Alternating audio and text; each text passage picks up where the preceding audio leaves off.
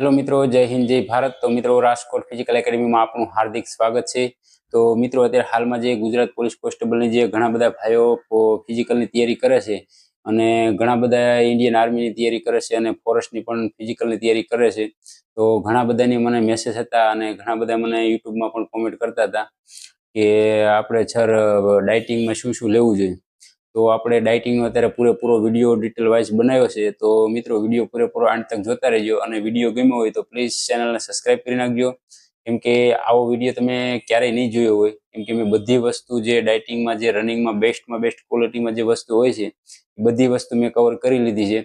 અને આ વસ્તુમાંથી તમે ખાલી 50% વસ્તુ તમે યુઝ કરશો તો પણ તમને ફિઝિકલ તમારું સારું એવું થઈ જશે। તો સૌથી પહેલાં તો જો આ છે આપણે ચોખા એટલે કે ભાત। તમારે દાળ ને ભાત તમારે ક્યારેક ક્યારેક ખાવાનું રાખવાનું છે, એટલે તમને એમાં પ્રોટીન મળી જશે। હવે બીજું કે આ છે આપણે સોયાબીન। સોયાબીન આ છે, અને આ છે મગના દાણા, અને આ છે સિંગના દાણા, અને આ છે આપણે સણ્યા। આ ચાર વસ્તુ તમારે રાતે પલાળી દેવાની છે। સવારમાં તમારે ફિઝિકલ તમારે માનો કે રનિંગ એક્સરસાઇઝ ને વર્કઆઉટ કરીને તમે આવો ત્યારે તમારે આ વસ્તુ સવારમાં ખાવાની છે। પછી આ છે આપણે ખજૂર।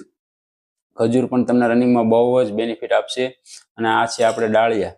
ડાળિયા પણ તમારે ક્યારેક ક્યારેક ખાવાનું રાખવાનું છે।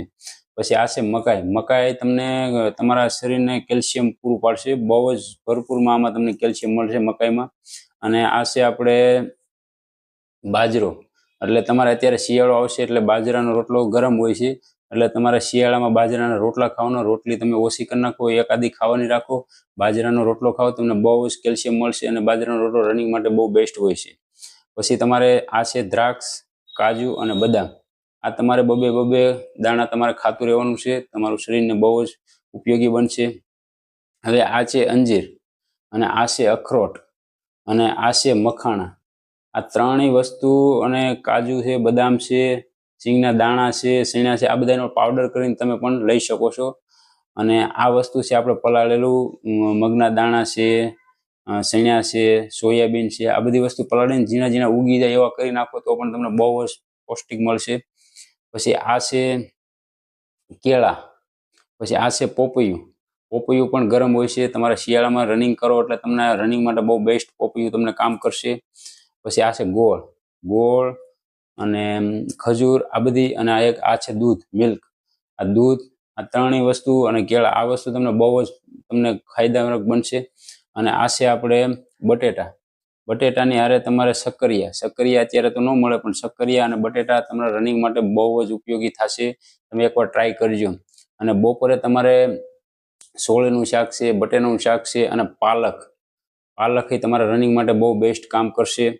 અને તમારે આવી રીતે બપોરના શાકમાં એવી રીતે રાખવાનું છે, બપોરે છાશ ને કાચું ટમેટા સલાડ, ટમેટા છે, કોબી છે અને કાકડી છે, એવું તમારે બપોરે કાચું ખાવાનું રાખવાનું છે। કઠોળની વસ્તુ બને ત્યાં લગીને રાતે ઓછી ખાવાનું રાખવાની। મગનું શાક ને શેણાનું શાક ને સોયાબીનનું, એ બધી વસ્તુ તમે માનો કે શાક બનાવો બટેટાના, એ તમારે બપોરમાં ખાવાનું રાખવાનું। બપોરે રોટલી 1 થી 2 રોટલી ખાવાનું રાખો, બને ત્યાં લગીને બાજરાનો રોટલો ખાવાનો રાખો। તમારે અત્યારે શિયાળો છે, ગરમ રોટલો પણ તમને બહુ કામ લાગશે। અને આ છે ડેરી મિલ્ક।